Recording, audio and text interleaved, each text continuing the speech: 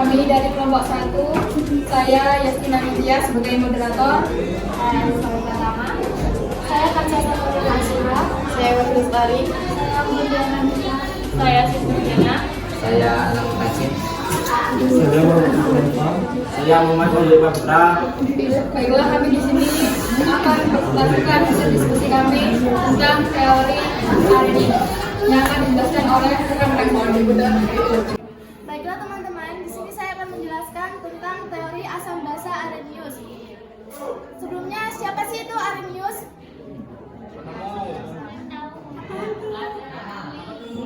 Arrhenius atau nama lengkapnya itu Svante August Arrhenius pada tahun 1903 memenangkan Nobel tentang teori asam basa. Dia adalah seorang ahli kimia dari Swedia. Teori asam basa Arrhenius itu hanya menggunakan larutan berair atau aqueous solution. Oke, saya akan menjelaskan tentang asamnya. Asam menurut teori Arrhenius adalah suatu senyawa yang apabila dilarutkan ke dalam air akan menghasilkan dan meningkatkan konsentrasi hidrogen di dalam air. Bagus Bu.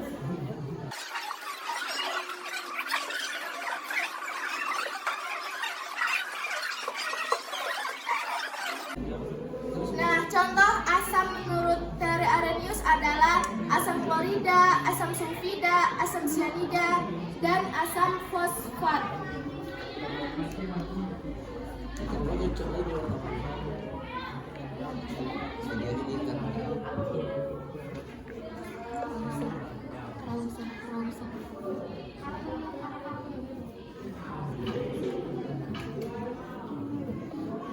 Nah, untuk penjelasannya, jumlah ion H+ yang dapat dilepaskan dari suatu reaksi disebut valensi asam. Nah, sedangkan ion negatif yang terbentuk dari reaksi tersebut disebut ion sisa asam.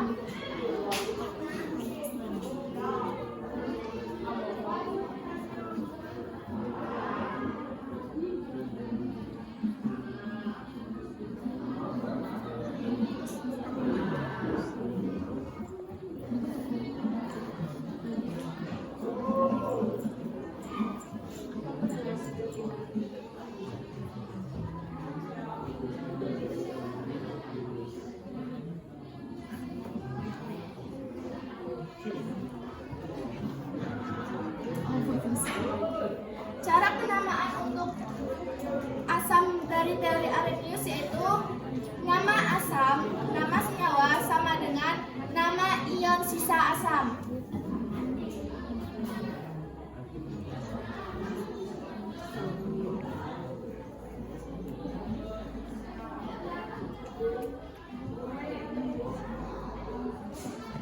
Contohnya HCl atau asam klorida.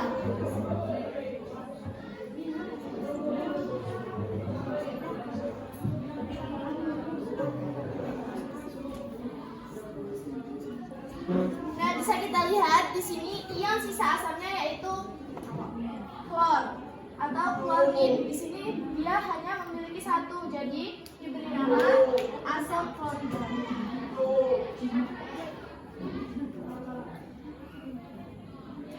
Contoh lainnya yaitu asam sulfida, yaitu H2S.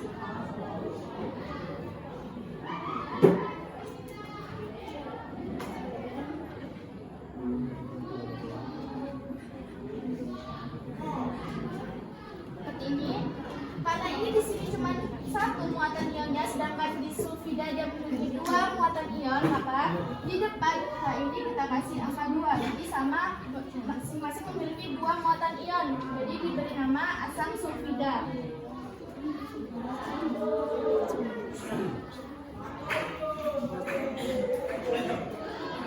Nah, ini penjelasan tentang asam dari teori asam basa Arrhenius.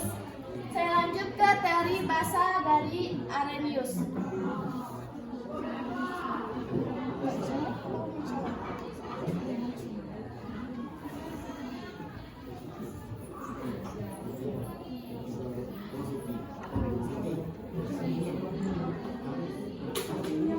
Nah, sebelumnya saya ingin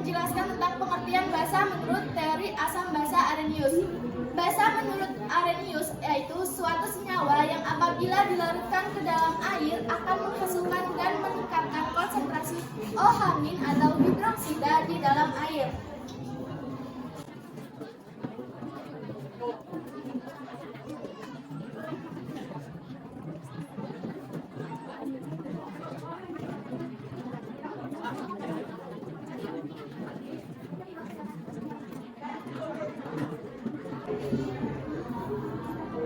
Nah, contoh dari basa menurut teori arrhenius yaitu kalium hidroksida, natrium hidroksida, dan aluminium hidroksida. Nah, di sini juga ada namanya valensi basa yaitu jumlah ion hasil dari reaksi tersebut, jumlah ion OH-.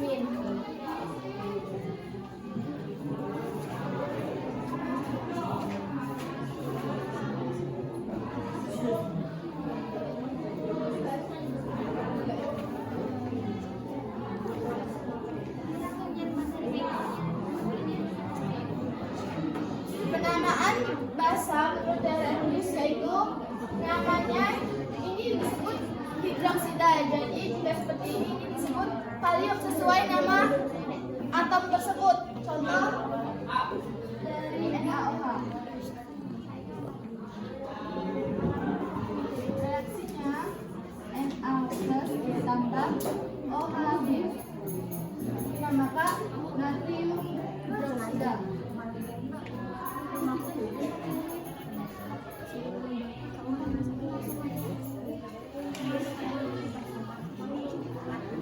Yang kedua yaitu kalium hidroksida.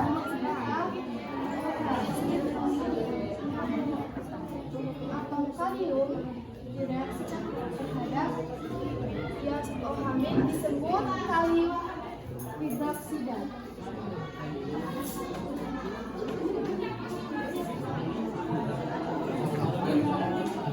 Oke, jadi itu tadi teman-teman penjelasan tentang asam dan basa teori arrhenius. Selanjutnya, materi selanjutnya akan dijelaskan oleh rekan saya. Oke, di sini saya akan menjelaskan macam-macam asam menurut teori arrhenius. Yang pertama, di sini ada asam monoprotik, yaitu asam yang hanya memiliki satu valensi asam. Dan yang kedua duprotik, yaitu asam yang hanya memiliki dua valensi asam. Dan yang ketiga triprotik, yaitu asam yang memiliki tiga valensi asam. Sedangkan politrotik adalah asam yang memiliki lebih dari tiga valensi asam. Kita juga akan menerangkan kekuatan asam dan basa menurut teori arrhenius. Kekuatan asam dan basa dapat dilihat dari konsentrasi hidrogen dan hidroksida asam dan basa tersebut. Asam yang memiliki konsentrasi hidroksida tinggi bisa dibilang asam yang memiliki konsentrasi hidrogen tinggi adalah asam kuat, dan asam yang memiliki konsentrasi hidrogen rendah adalah asam lemah. Sedangkan basa yang memiliki konsentrasi hidroksida tinggi adalah basa yang kuat, dan basa yang memiliki konsentrasi hidroksigen rendah adalah asam lemah.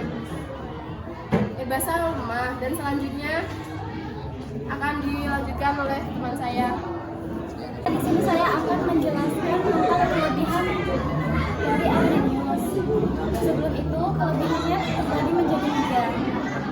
Yang pertama, mampu menyempurnakan teori asam yang ditemukan oleh Justus van Liebig. Yang kedua, mampu menjelaskan proses neutralisasi lebih baik dari teori-teori sebelumnya. Dan yang ketiga, atau yang terakhir, berhasil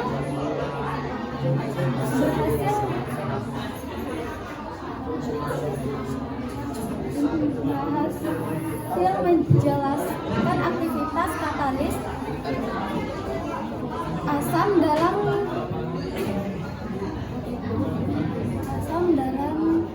reaksi tertentu. Selanjutnya akan dijelaskan oleh teman saya. Baiklah, di sini saya akan menjelaskan tentang keterangan arrhenius. Teori asam basa arrhenius termasuk pelarut air. Hanya ada asam dan basa pada molekul, bukan pada ion.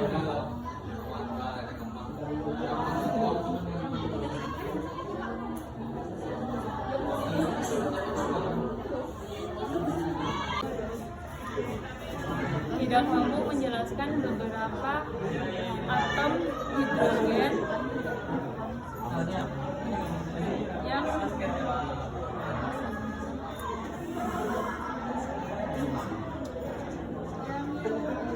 baiklah, yang selanjutnya akan dibacakan oleh rekan saya. Di sini saya akan menyampaikan kesimpulan dari presentasi teman saya sedikit tentang teori Arrhenius yang dikenalkan oleh Svante August Arrhenius mengenai asam dan basa. Asam adalah ion yang dapat menghasilkan hidrogen atau H+, sedangkan basa adalah ion yang dapat menghasilkan hidroksida atau OH-. Selain itu, teori ini juga memiliki kekurangan, yaitu di mana hanya menggunakan air sebagai pelarutnya saja. Lebih lanjut lagi, teori Arrhenius terbagi menjadi 4 macam, yaitu monoprotik, diprotik, triprotik, dan poliprotik. Sekian presentasi dari kelompok kami. Terima kasih. Assalamualaikum warahmatullahi wabarakatuh.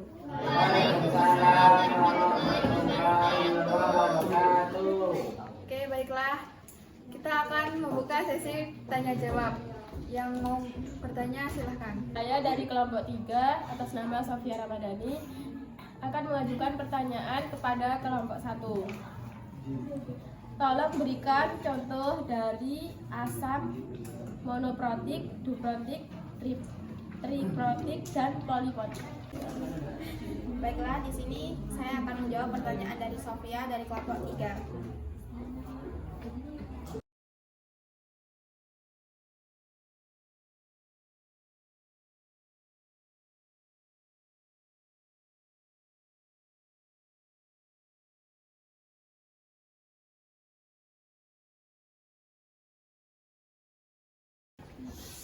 Jadi contoh asam monoprotik adalah HCl, HF, dan HBr. Contoh diprotik H2SO4 dan H3PO4. Triprotik HLOH3 dan contoh poliprotik H2SO4, H2S, dan H3PO4. Sekian dari saya. Apakah sudah jelas? HCl adalah asam klorida, HBF adalah asam klorida, dan HBr asam bromida. Terus